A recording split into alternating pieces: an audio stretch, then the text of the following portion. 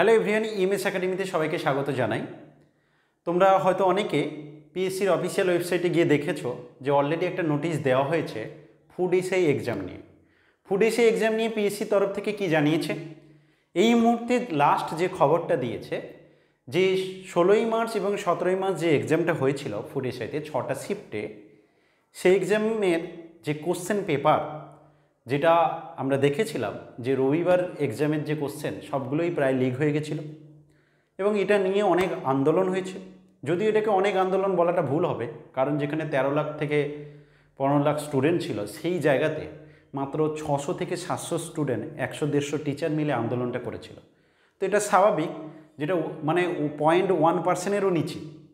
তো যে কারণে যেটা দাঁড়ায় যে এই আন্দোলন সফল হবে না, এটা সবাই বুঝতে পেরেছিল মোটামুটি। কারণ প্রত্যেক স্টুডেন্টের মধ্যে এই জিনিসটাই কাজ করছে যে ঠিক আছে, ও তো যাচ্ছে, আমি কেন যাব আন্দোলনে, ওই যাক হয়ে যাবে, এতজন যাবে, আমি না গেলে কিছু হবে না। এই একই মাইন্ড হচ্ছে সবার চলছে, সবার মনে একই জিনিস চলছে।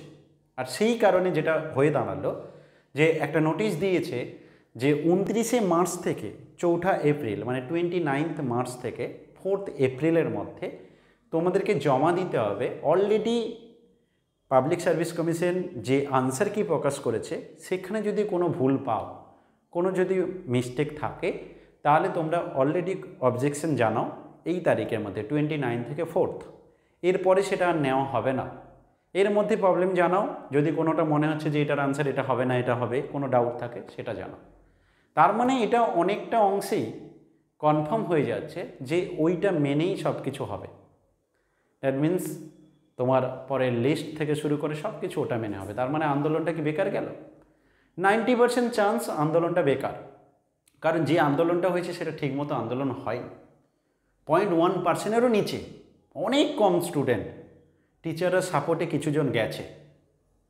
এই স্টুডেন্টের ইউনিয়ন যতদিন না হবে ততদিন আমার মনে হয় এই সমস্ত আন্দোলন কোনো সফল হবে না। এই করাপশন চলবেই, কারণ হচ্ছে এই করাপশন আজকের নয়, এর আগেও ফুড এসআই হয়েছে, তাতেও কিন্তু হয়েছে। তার মধ্যে অনেকে ফেয়ারভাবে পেয়েছে, অনেকে ওরকমভাবে পেয়েছে, কিন্তু পাচ্ছে।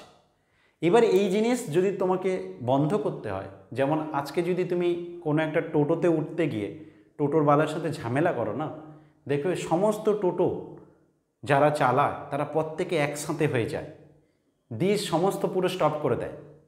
ইউনিয়ন আছে প্রতিটা জায়গায়, শুধুমাত্র স্টুডেন্টের ক্ষেত্রে একমাত্র যেখানে ইউনিয়ন নেই। প্রত্যেকে ভাবে যে দূর আমি যাব, কোথায় কি হবে, কোথায় পুলিশ ধরে নিয়ে যাবে, এ নিয়ে যাবে, দূর ছাড়ো আমি যাব না। এই জিনিস থেকে না বেরোতে পারলে আমার মনে হয় না কোনো আন্দোলন সফল হবে। তো তোমাকে এরই মধ্যে পরিশ্রম করতে হবে। এখন তুমি যদি বলো স্যার ক্লার্কের কী হবে, পিএসসি ক্লার্কশিপ, দেখো যদি 5000 সিট হয় তোমাকে ধরে রাখতে হবে 1000 সিট কম করে এরকমই হবে। তাই তোমাকে ভাবতে হবে বাকি 4000-এর মতো লড়তে হবে। পাবে না যে এমন নয়, পাচ্ছে, কিন্তু কম্পিটিশন অনেক আরও বেশি কঠিন হয়ে যাচ্ছে, কারণ সেখানে করাপশন থেকে যাচ্ছে।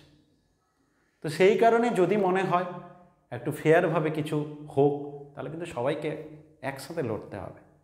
যাই হোক, আপাতত যে খবরটা দেওয়ার, যারা যারা পরীক্ষা ভালো দিয়েছো, ফেয়ারভাবে পরীক্ষা দিয়েছো, সবার উদ্দেশ্যেই বলছি যে 29 তারিখ থেকে 4 তারিখ এইটা হচ্ছে মেন টাইম থাকছে, যেখানে তোমার যদি কোনো কমপ্লেন থাকে, আনসারকে নিয়ে অবজেকশন থাকে, ওখানে জানাও।